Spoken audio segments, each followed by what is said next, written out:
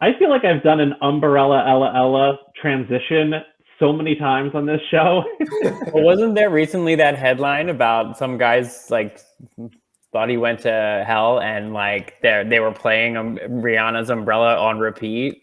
Yeah, to torture all the sinners. I don't know. I think Pon de Replay is the one that would torture me the most. Wow. What? No, that's a classic. Sorry. I don't know. I like them both, so I'm not here for any of this talk. Anyway, Super Bowl 57 airs live this Sunday, February 12th at 6:30 p.m. Eastern on Fox. And for as excited as we all are to see which team takes home the Lombardi Trophy, we're equally excited to see the return of music icon Rihanna when she takes the stage for the always buzzworthy Super Bowl halftime show. And if the halftime show is your favorite part of the Super Bowl, Scott, aside from the commercials, you're in luck because our very own Xfinity music editor Quam has created a special collection featuring some of the best performances of the past and so much more. Quam, tell us more about it, please. Thank you so much, David. And yes, as David mentioned, this is Rihanna's return to music. So this will be a must-watch performance. Most people watch the Super Bowl at the halftime performance, but if you're one of those very, very few people who don't like halftime performances, this is one you cannot miss because this is going to be a lifetime of a performance. And to get us prepared, I've created a collection to, get us hyped up and get us singing Umbrella with Rihanna's top hits, go through her whole discography. She is an amazing artist with such a huge catalog, and you don't realize how many hit songs she really has because she's been on way for so long. And I personally love Umbrella. I don't know what David is talking about. Or wait, who was trash talking Rihanna Umbrella? Was it that guy? No, that guy is wrong. If Umbrella was playing in hell, I would be having a great time. I'm like, oh, my experience in hell has now just increased maybe like 2 points because now at least I'm listening to Umbrella.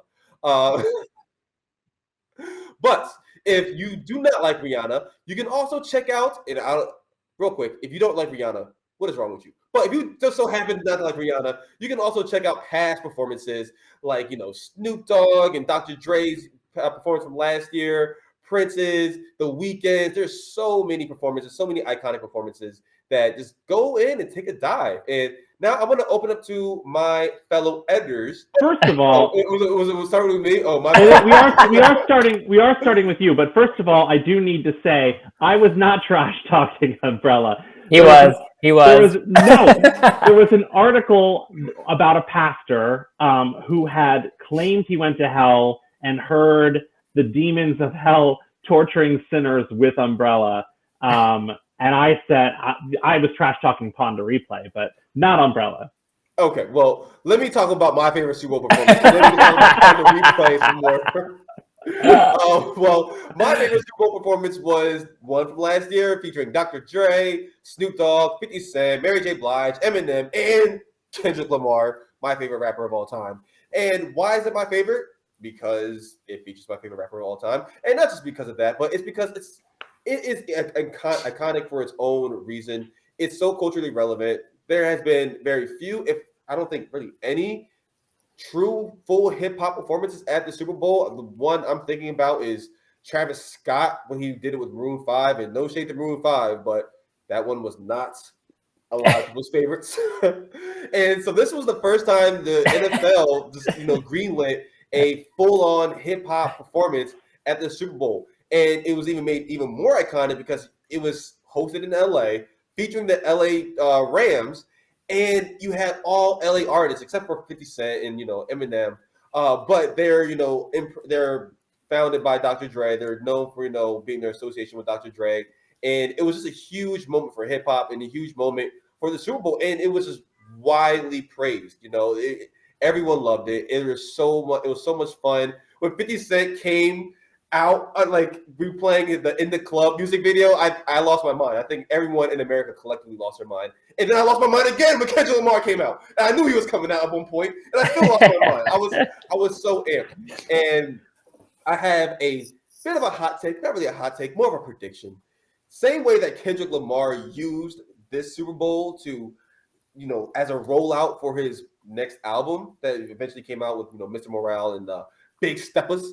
I think Rihanna will also use this Super Bowl performance as a rollout to any new music that she has going on, because it is about time that we get some new music from Rihanna, regardless of what David says.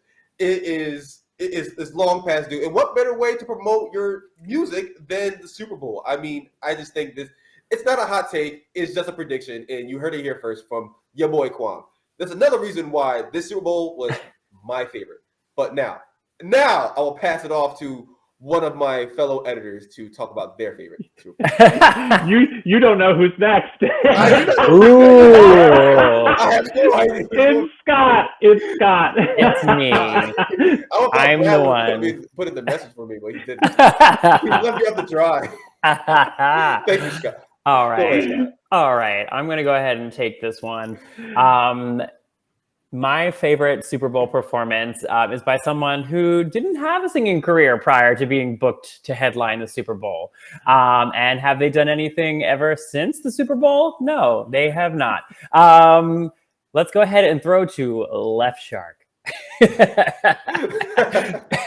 Honestly, this is the best thing you could ever ask for in terms of a Super Bowl performance. It was meme worthy. It's a dude in a 7-foot ice blue shark suit just doing his thing. There's some other girl next to him performing. I don't know who she is. But we have this wild flailing armed shark that's, just having the time of his life out there on the field. That's really all I want out of a Super Bowl performance. David, as a former mascot, I'm sure you have some thoughts here as well. What makes a good mascot, and why should every Super Bowl halftime show have at least one incorporated into the mix? I mean, it's definitely about feeling the performance in your heart and just going with it. It's not really about choreography. It's not really paying attention to anything other than the spirit that moves you and embodying that character. And I think that's what we saw in Left Shark. He was not going along with Right Shark. He was not really paying attention to whoever else this is in this photo. He was just living his own shark fantasy. Look, and really, that's what we're all aspiring to do. Just live our own shark fantasies. It's like, sharks get a hard shake. It's just kind of like they get 1 week a year to just kind of like celebrate, whereas most cultures get like at least a month. It's just Shark Week. Like, come on. It's just silly. So Kwam, I have a question for you. If Rihanna were to have a costume dancer in her show, what should the costume be? Ooh, that's a toughie. That's a tough question. Is it? I think so. You're the one who knows the most about Rihanna. What would be the most qualified costume? I didn't say all that now. I'm not part of the Rihanna Navy or anything. Oh. What would? I'm trying to go back through maybe an umbrella, a dancing umbrella. A dancing umbrella.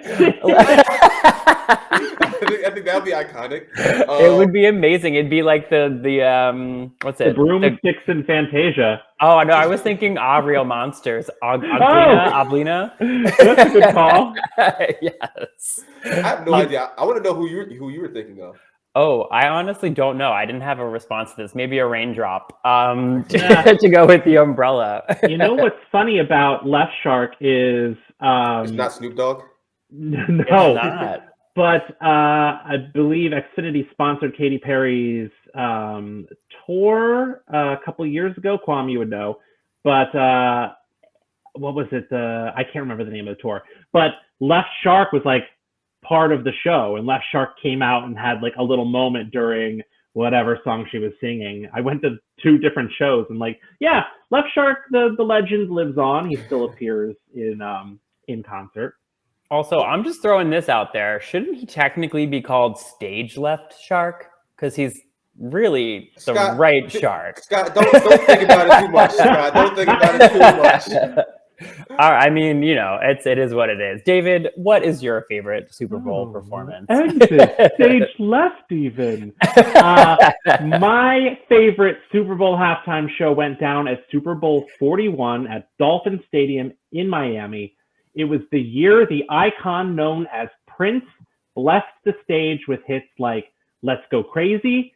He did a cover of Queen's We Will Rock You, Baby I'm a Star, a cover of Ike and Tina Turner's Proud Mary, 1999, a cover of Bob Dylan's All Along the Watchtower, and a cover of Foo Fighters' Best of You. Kind of like a crazy mashup of things. But why ultimately is this my favorite halftime show of all time? Honestly, it comes down to a little bit of help from Mother Nature. If you remember, that Super Bowl 41 was a very rainy and windy affair, but the skies opened up and dumped buckets and buckets of water on Dolphin Stadium just as Prince closed his set with the song Purple Rain. You just could not have imagined a better moment. And lest we forget that a spotlight also projected Prince's silhouette and the silhouette of his phallic guitar against a giant floating bed sheet in the middle of the field as he's going, ooh, ooh, and the rain is coming down. He's soaked, singing Purple Rain. It was one of those moments that transcended a Super Bowl halftime show to become honestly one of the most iconic moments in music, period. Live music, it just, I don't know. If you weren't a fan for whatever reason of Prince, I think that set is a perfect example of why he is and was one of the greatest performers of all time, because it was flawless. I mean, what a showman to go out there in the soaking rain, in the purple rain, whatever, and do all of that. It was fantastic. Who's not a fan of Prince, David? How dare you even throw that out there into the world? But also, can we just talk for a moment about that color combo? He's given you Miami Dolphins / Charlotte Hornets, and I love all of that. It's just so much. It's so good. So good. And I always I have a real admiration for any performer who goes out on stage by themselves, no one else, and is out there and just commands attention, and you can't take your eyes off of them. And if you go back and watch that, there's no one else on there. He's on a massive stage, the rain pouring down, and you can't look away from this guy. And I think that's, many people know, I've probably told the story on here, is that my grandparents were very big Neil Diamond fans. And I had taken them multiple times to see Neil Diamond in concert. It's the same thing. Dude has no openers. He has a band behind him, but he stands up there for 3 hours, performs all of his hits, and the crowd goes crazy for it. And I love when a performer can do that, and that's what Prince does in this halftime show. Yeah, this is one of my earliest halftime performances that I remember, and just because it was just so iconic. And at the time I was still pretty young, so I wasn't super familiar with how just big Prince was, and his how big of an icon he was. But I just remember, he's performing and then the rain comes down. I'm like, yo, this is epic. This is crazy. And like you say, you couldn't write a better halftime performance. It's all fits so well. Yeah, I have a runner up, and I think this, there's a lot of mystique and I don't know, or I think sometimes people mock the halftime show because it's the Pepsi halftime show, whatever. There's always a big deal, but it does have a way. What's that? Oh, I thought you were saying your runner up was Coldplay.